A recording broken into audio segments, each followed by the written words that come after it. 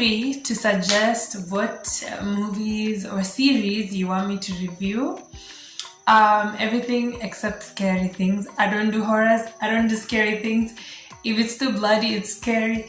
If it's a thriller, it's scary. Fam, don't give me those ones. I won't, I can't. Hi guys, how are you? I feel like I missed you guys so much. And yeah, I'm back with movie reviews now that we're in quarantine and I'm watching the hell out of my movies. So I'm going to be reviewing movies again, mostly on my own. Yeah, I'm here with another local review of the famous Selina. Nitawaambia vile nilikuwa nafikiria ikiwa season 1 na ikiwa sahi. First of all, thank you so much, Salina. You helped me so much with Swahili, guys. Like, I feel like I've been having a crash course. Selina made me want to watch Sunajoni and all these other Swahili things just because I was like, oh my god, Swahili sounds so good. So, season 1 of Selina, I was like, that's a great story. Wow, my mind is blown. I was hooked. The moment I started to watch it, I was like, yes, sir, this is what I'm talking about. Right now, I don't know if I can say this. Right now, I'm like, you guys, you're just a soap. It's true, you're a soap. I denied it. I was wrong. You're a soap. Then number 2, I realized that the videography efforts were so good. As in, I hadn't seen many TV shows like considering like cinematography aspects that I see in Selina, and I really want to big you guys up. Keep growing. I'm so proud of y'all. Trust me. And I feel the same even now in season 5. I feel the same. The next thing is, I love that it's so Kenyan. The accents, the speaking, language, everything. Just, I love it. I love it so much. And I actually remember considering and thinking, how come it has so many aspects of like community and stuff like that? Then I realized, I think it's being directed by a Muindi, right? So like, you know how Indians all live together in one homestead, So for a long time I was considering, like I was thinking of it in that kind of perspective where I'm like, oh, an Indian is trying to recreate this Indian world in the African context. But then I realized, guys, that's exactly how the traditional African context is as well. So I appreciate all the aspects of Africanese, Kenyanese in Selina. I really do.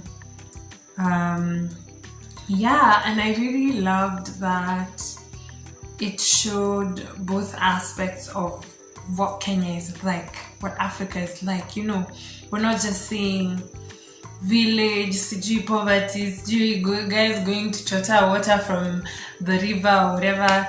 Like, we're actually seeing, you know, people in the city living where there's tarmac roads and huge houses, amazing decor, like, you know, good lifestyles, amazing, like, nice cars. Not amazing, but nice cars.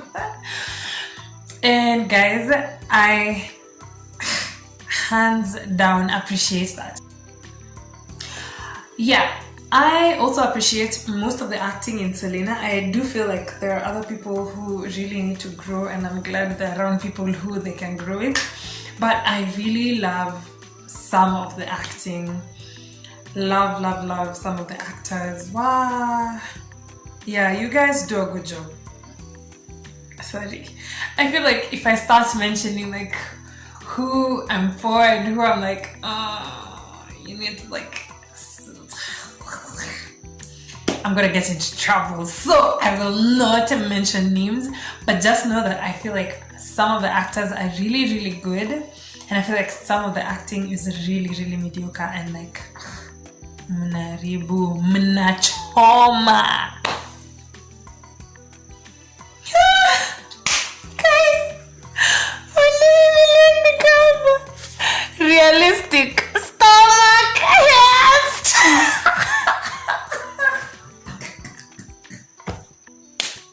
I do not mislead. But I feel like I think the same thing of this. Why am I like this? Yeah, I think the same thing of even season 5, up till season 5. You know, Selina doesn't have people sucking in their tummies, you know, slim fit models. As CGO, Selina has a cup of tea, we can see it. We're like, oh man, you know, like, and that makes me feel like Aki for real, it's for real. You know, it's not, yeah. Guys, I appreciate the small things. Sawa. And then Selina makes you feel like you're in love with love. But I think that's meant to be all soaps. So, whatever, man. Then these are the, yeah, that I have. Don't kill me. The last time I said this in front of a friend, she almost did. So, Selina's song is very catchy, but it's very shady. Shady. Take me to court. I'm not going to sleep in prison. We're in quarantine. For real, as in those beats. I'm like, Kwani, they wouldn't have done a better job with the beats. Surely some actors, like I mentioned before, or substandard. I shall not get into that.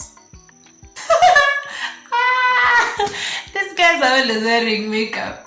They always have the eyebrows, as in, surely, you're showing us all your putties and what and your hairs and the natural, etc., etc., and then you're refusing to show us eyebrows. Just eyebrows, just show us. We've seen everything else, okay? We've seen everything else, guys. Just show us your eyebrows.